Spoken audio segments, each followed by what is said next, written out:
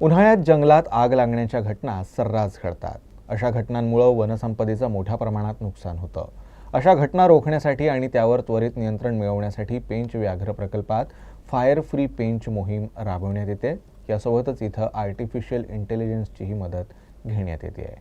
अंबाझरीतील जंगलात गेल्या 2 दिवसात लागलेल्या आगीमुळे जंगलाच्या सुरक्षेची चिंता वाढली आहे। जंगलाला आग लागण्याच्या घटना साधारणतः उन्हाळ्याच्या दिवसात घडतात। या घटनांमुळे केवळ वन्य प्राणीच नाही तर वनसंपदेचंही मोठं नुकसान होत आहे। जंगलातील आग खूप वेगानं पसरते आणि ती आटोक्यात आणण्याची प्रक्रिया आगीच्या सामान्य घटनांपेक्षा कितीतरी पटीनं अधिक आव्हानात्मक असते। नागपूरजवळील पेंच व्याघ्र प्रकल्पातही दरवर्षी आगीच्या घटना घडतात। त्यावर नियंत्रण मिळवण्यासाठी फायर फ्री पेंच मोहीम सुरू करण्यात आली आहे। जंगलात आग लागण्याची शक्यता नाहीशी करणं हा त्यामागचा उद्देश आहे। बचावात्मक उपाय करूनही आग लागली तरी त्यावर वेळेत नियंत्रण मिळवणं साध्य होणार आहे। हमने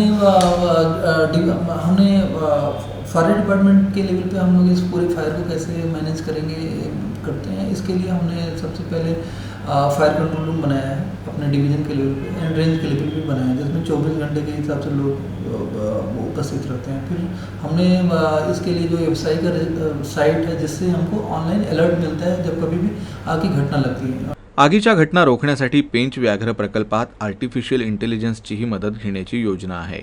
पेंचचे उपसंचालक प्रभुनाथ शुक्ला यांच्यानुसार इथं आर्टिफिशियल इंटेलिजन्सचा वापर सुरू करण्यात आला असून त्याद्वारे आग लागलीच तर त्याची माहिती संबंधित सर्व लोकांपर्यंत एकाच वेळी अतिशय वेगानं पोहोचेल।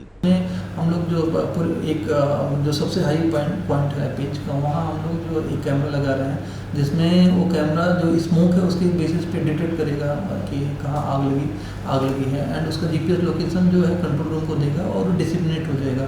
तो वो एक जो है करीब वो 20 किलोमीटर एरिया के रेडियस में वो फायर डिटेक्ट कर पाएगा। 2021 ते 2023 दरम्यान पेंचमध्ये दरवर्षी आगीच्या घटना घडल्या, मात्र बचावात्मक उपायांच्या तयारीमुळे वनसंपदेचं नुकसान कमी झालं।